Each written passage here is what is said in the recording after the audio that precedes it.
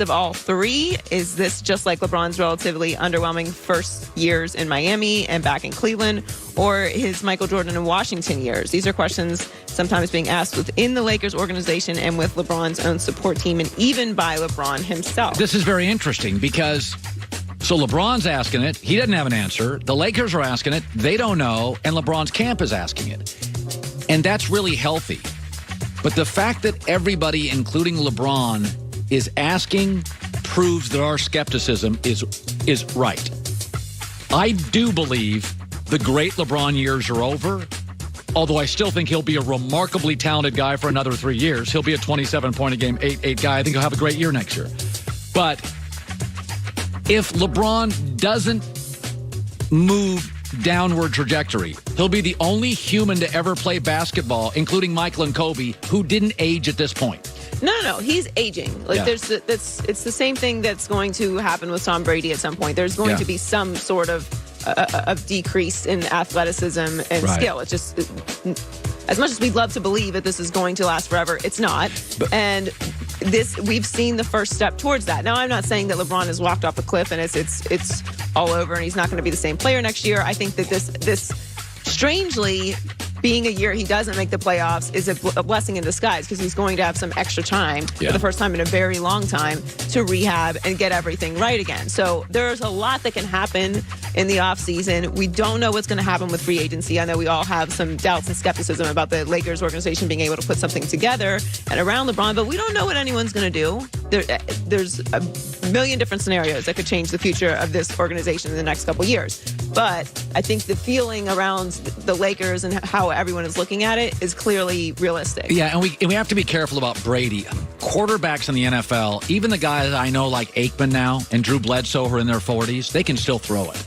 A quarterback can throw forever. Oh, no, I'm not comparing the two. It's basketball. Clearly, and the amount of work that LeBron does when he's out there, so it's not comparable. It's not comparable. A basketball player needs his legs, the cardio. Tom Brady and Phillip Rivers and Drew Brees can masquerade a lot with a good offensive line, with a really good coaching. They don't get hit, and those guys can throw till they're 49 years old. No, it's not comparable. The only reason I compare the two is because we've been talking about the demise of Tom Brady for forever. Well, I haven't, but people every year is like, oh, this is the last year Tom Brady's going to be able to do what he does, and then he continues.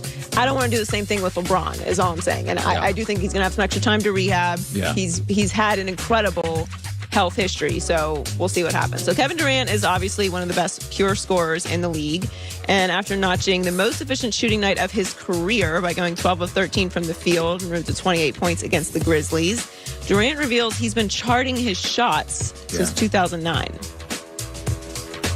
My second year in the league, I started charting my shots and make some misses throughout the game, and that kind of reminded me to take good shots, and it keeps me locked in on the floor of the game. So I guess it's a game within a game. Let me tell you something. I watched some of this. Kevin Durant's last couple games, his efficiency is unbelievable. I really think this is KD's time. Yeah, LeBron is out of the playoffs, and he's on the team to beat, and he's won Finals MVP, and he's got his championships, and obviously we're all watching to see what happens in free agency. But this is KD's moment to me. LeBron is not in the playoffs, and we've been having this conversation about what's going to happen in the future with the NBA and the face of the NBA. I think this is. Listen, everybody wants to talk about Harden and Giannis. Let me tell you something, folks. This is the unstoppable NBA force. A 7'1" guy with unlimited range who can put it on the floor. When I'm watching Kevin last night, you're just sitting there thinking, nothing against Harden and Giannis. This guy gets any shot, anytime he wants it. His ability to put the ball on the floor, he's angular, the way he moves, he can jump, he can fade. He's like a significantly more athletic Dirk Nowitzki. And when Dirk was in his prime 9 years ago, you just can't stop him. I mean, I just don't think we've ever seen anything like Kevin Durant. We haven't. He's completely unique.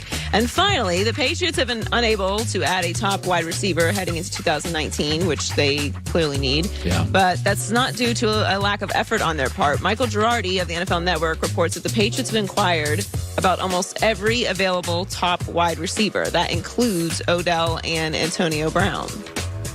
How about that? Very interesting How to about me. that? Now, obviously, with Gronk retiring, Julian Edelman is basically the last reliable target that Tom Brady, or at least one that he's comfortable with, remaining on the team.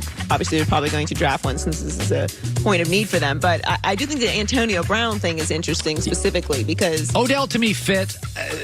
Antonio it was not a fit to me in New England, but although I'm sure they would figure out a way to make it work. Right. But to me, it's just more about on the Steelers not trading him to the Patriots. I would love to know what that package looked like. Well, they have 12 draft picks, so it's not like they don't have the ammo to make these moves. You know, with New England, though, it's all about value, and they probably just didn't feel they got value in the contract. Or maybe the Steelers were like, it doesn't matter what you offer us, we're not giving you Antonio Brown. No, I get that. No, I totally... Which makes sense. But I wonder what it is, though, because I do wonder if the Patriots were like, we'll give you a first-round pick, even though that's very un-Patriot-like. Yeah. I wonder. I just want to know what that package was. It'd be very interesting to me. So do I. Good stuff. Joy with the news. Well, that's the news. And thanks for stopping by.